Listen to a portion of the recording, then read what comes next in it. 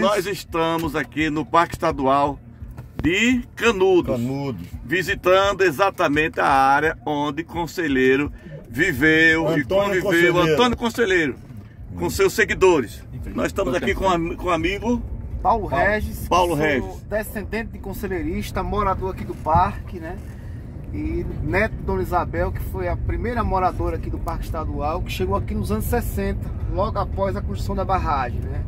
A minha família veio se instalar aqui exatamente por conta das águas que não chegariam nesse local, né?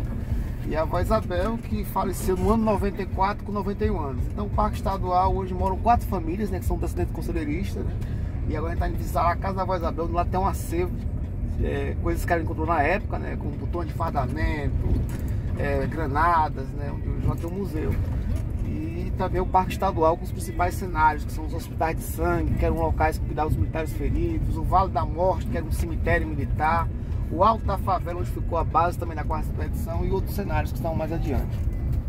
Pode continuar, fala, eu estou gravando aqui. Então, só fala mais alto, que é para gravar direito ali, para a gente não ouvir. O Parque Estadual, pessoal, que tem uma extensão de 1.321 hectares. Vamos conhecer 30% dessa área, né, como eu já falei, com esses principais pontos, né? Essas estradas foram feitas recentes para ter acesso ao parque, a casa de familiares, né, que já moravam antes da criação do parque. E o Parque Estadual, que foi criado em 1986, né? Ali iniciou as primeiras demarcações do parque. No dia 13 de julho saiu o decreto passando a ser um parque oficial, né? E o Parque Estadual hoje que é mantido pela Universidade do Estado da Bahia, o UNEB, né? Então todo esse local que a gente está passando foram palcos de passagem de conselheiros e militares. E a Canudos Belo Monte, que está mais ou menos uns 2 quilômetros adiante, onde ficava a Canudos Belo Monte, que o conselheiro chegou no dia 13 de junho de 1893. Onde nós estamos indo agora, ainda existem restos de residências, alguma coisa assim? Exatamente, né? Restos de ossos humanos também. Aquela igreja, aquela coisa toda que ele fez. Dá para ver com certeza as torres da igreja da 2ª Canudos, né? Porque a maior parte da cidade foi submersa pelas águas. E os moradores retornam no início do século XX para Canudos. Eles têm que sair às pressas quando a obra é concluída em 68, né? Getúlio Vargas visita Canudos em 1945. E aí ele pergunta o que queria para amenizar a seca. E aí um ex-político da região, que era o Enoque Canário, ele pede justamente um açude, né? Que seria beneficiar a atual Canudos. Então eles retornam com a obra do açude em 52. Esse açude que foi concluído em 68, em 69, no ano de 69 ele encheu, né? Esse assunto foi dentro para tentar pagar a memória, né? Para pagar toda, digamos que toda a vergonha, né? Ô Paulo, qual foi o principal feito de Antônio Conselheiro? O que o tornou um herói para o nordestino, para todos eles? Então, o conselheiro é de Quixeramobim, no Ceará, né? E ele era a favor dos pobres da época, né? Certo. Então, enquanto eram massacrados pelos coronéis, né? E ele saiu a favor dos mais carentes, construindo barragens, cemitério, né? E ele era empresário? Não, ele era filho de comerciante, um beato, né? Certo. E que incomoda a grande elite. A igreja católica perdendo seus fiéis, os coronéis da época perdendo a mão de obra, né? Eles tinham considerado como uma ameaça à república, né? Que tinha apenas 5 anos, né, de república, né, no governo Plínio de Moraes. E eles usam exatamente o pretexto da madeira para, digamos que, iniciar a guerra, né? Porque antes do conselheiro chegar em Canudos, ele vai passar na antiga Bom Conselho, que é a atual cidade de Cicero Dantas hoje. E passando por lá, ele vai ter uma desavença com o delegado Arlindo Leone, né? Por quebrar alguns editais de impostos, né? E ele tem uma grande confusão com Arlindo Leone. Então o conselheiro que chegou aqui em Canudos em 93, né? De início já reforma a igreja de Santo Antônio, né? Que era um templo que existia, um templo pequeno que existia na... Mas ele era tipo um padre? Era um beato. Ou ele... Um beato. Você não assistiu aquela novela que tem um Beato Salom? Era representando ele. Então quando ele chegou aqui em 1993, ele já reforma a igreja de Santo Antônio. E um ano depois surgiu uma nova ideia, que era construir uma nova igreja, que seria a Igreja do Bom Jesus, né? Que seria uma igreja maior para seus fiéis. E aí ele comprou madeira lá em Juazeiro, um coronel chamado João Evangelista, né? Paga por essa madeira, só que a madeira não vai ser entregue. E ali o conselheiro vai mandar diversos recados para que eles entregassem a madeira. Chega um momento que o conselheiro fala que vai buscar madeira, né? Que precisaria para cobrir a igreja. Quando ele fala que vai buscar madeira na cidade de Juazeiro, o antigo delegado, que ele teve uma antiga divergência na antiga Bom Conselho, ele estava atuando na cidade de Juazeiro como juiz. E aí ele vai telegrafar para o Luiz Viana, que é o governador da Bahia na época, né? já com os fake news, já começam lá atrás. Olha, o conselheiro está vindo para cá, nós precisamos dar um jeito para que eles não invadam Juazeiro. E aí eles vão mandar a primeira expedição. Só que vem no comando não era invasão, era pegar madeira. A madeira, exatamente. Maldito do delegado atuando na cidade de Juazeiro, que faz ali trama tudo. Uma cocó. Trama ali com o Luiz Viana, que faz da Bahia, e o dono da madeireira, que é o João Evangelista. Então, em novembro, quando o conselheiro estava indo buscar madeira, lá, em novembro de 96, na cidade de Juazeiro, na cidade de Uauá, ele é emboscado com os conselheiristas, né? E o estopim da guerra sendo essa madeira, né? Então, o pretexto que eles arrumaram para iniciar a guerra foi exatamente. Mas qual foi a ideia dele de trazer o pessoal para aqui, para essa região? Então, antes de conselheiros, nas andanças dele, ele passa por Canudos e já conhecia a região, que era uma terra muito boa para plantação, né? O leito do rio. Certo. Eles escolhem Canudos por conta do rio, né? Para fazer as plantações de abóbora, de feijão, né? Como até hoje, quando as águas vão baixando, essa galera vai plantando a melancia, o feijão, né? Então a semente ficou em Canudos. Canudos esse local é uma terra fértil, né? Tanto que ele falava que era Ribanceira de Leite e Morros de Cuscuz, né? Por ser uma terra fértil, né? Mas ele conseguiu armas depois? Ele estruturou um exército armado, não? Então, a primeira expedição, os conselheiros vencem com a coragem, que é com pedra, com facão. A partir do momento que eles vão vencer nas expedições, vão pegar esses armamentos, sabe? Como até eles chegaram a pegar um canhão, né? Mas não souberam manusear. Segue reto. Mas não souberam manusear o canhão, né? Mas eu pergunto... A expedição não teve como, porque o exército veio com 50% na época, né? Veio com granadas, veio com canhão, né?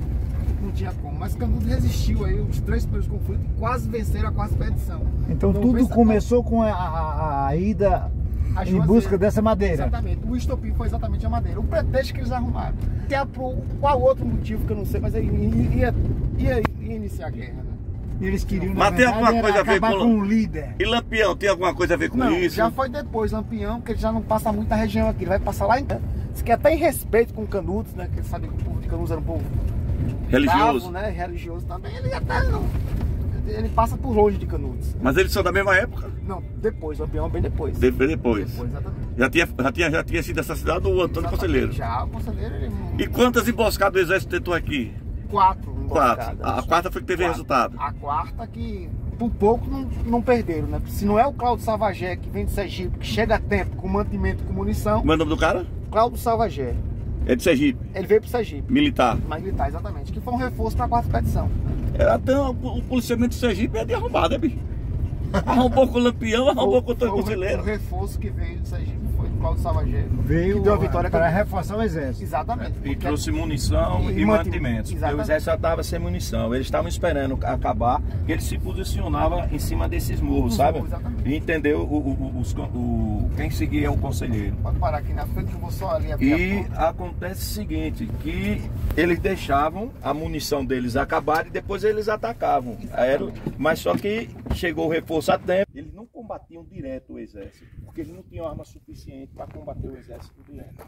Então o que eles faziam? Eles deixavam, emboscavam os caras e deixavam os caras gastar munição, porque vinham de longe com munição. Dia 10 de setembro de 2022, nós estamos no Parque Nacional de Canudos, onde exatamente o Antônio Conselheiro residiu aqui com seus amigos, com seus aliados, com seus seguidores.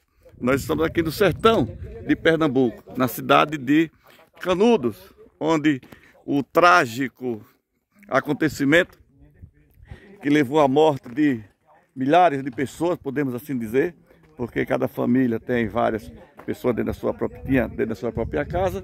E aqui você pode perceber o calor, a temperatura, o quanto aquelas pessoas sofriam e sofrem até hoje.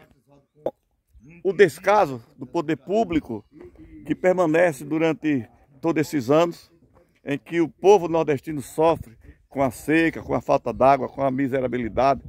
E o Antônio Conselheiro aqui sofreu, pagou com a própria vida a vontade de ver o Nordeste crescente, o Nordeste onde a água possa chegar para saciar a sede dos irmãos nordestinos. Então nós estamos aqui em Canudos, nesta 12 horas, meio-dia, né?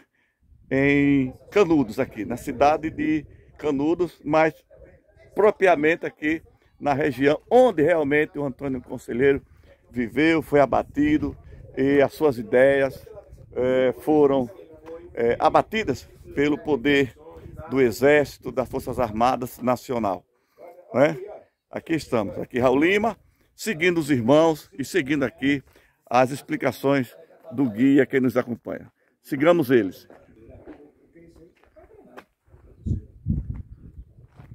Eles já atacaram pesado. Vai, bate canhão. Isso aqui é canhão, bate canhão. Entendeu? Olha as armas lá que eles usavam. Brincadeira de combater um exército de fuzil de repetição. Eles utilizavam muito a emboscada, principalmente noturno. E tem mais, viu? Combatia homem, mulher, menino, velho, tudo. Todo mundo queria... Não, todo mundo combatia. Aí um irmão ali querendo...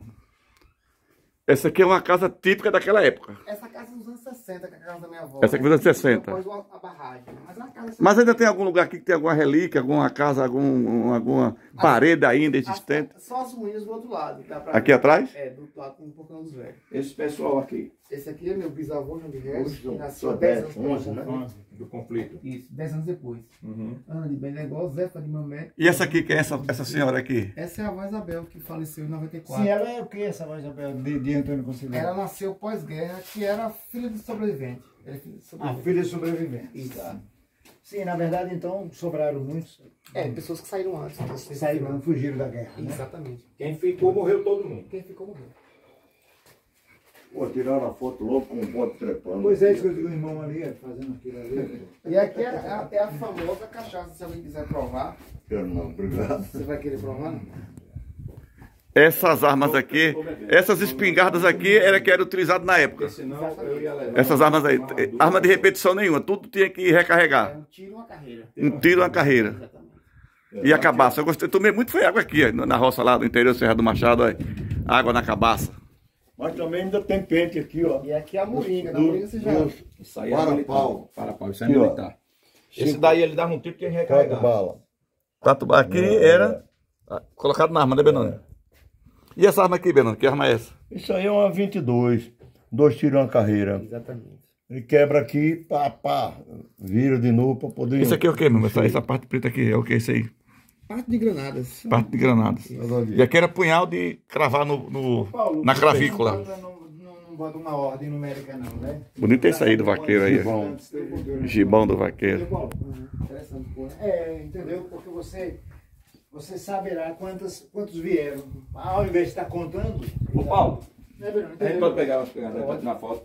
Mas você não vai fazer propaganda pro Bolsonaro, não. É, só Tem que perder. procurar esse povo todinho para botar na... Aí, vai lá, bolsonarista! Não. Fuleiragem não botou. Olha, tá vendo? Só pode ser. Sem ser fuleiragem. Quando falar em Bolsonaro, eu soco aqui de bom tiro. Não, vai o quê? Vai fazer o quê? Vai vamos lá. o gibão aí. Vai botar o gibão. Tira uma foto com o seu, porque aqui eu estou filmando. Rapaz, você não foi militar não, senhor? Fui. Porra nenhuma, rapaz. Claro que eu fui. Agora acontece que isso aqui é pesado, meu Deus. E esse gibão Antônio Conselheiro andou muito com ele. É, suado. Cadê a foto dele, Antônio Conselheiro? Porra. Não, Aí não cabe aqui não. Aqui no Não cabe aqui, não. carro vai ter no local. Lá pro sol, Sérgio. Ficou meia hora lá. Esse é o nosso. Esse é o nosso irmão Antônio Sérgio, descendente de Antônio Conselheiro. Descendente de Antônio Conselheiro. Vou sem vergonha, vou lhe detonar. Vai lá, Lula. Não fala isso não, pô. Não tava safado, vou lhe detonar todo. Meu irmão Sérgio, Ei, rapaz. quantas vezes você esteve aqui na época de Antônio Conselheiro? Você participou ou não da morte de Antônio Conselheiro? Participei dessa guerra e reencarnei pra Quantas vingar, quantas carreiras você tomou? Tomei carreira não, fica na bala ou no punhal. Agora, vem. Você corria mais do que bode no sertão. Nada, tome bala.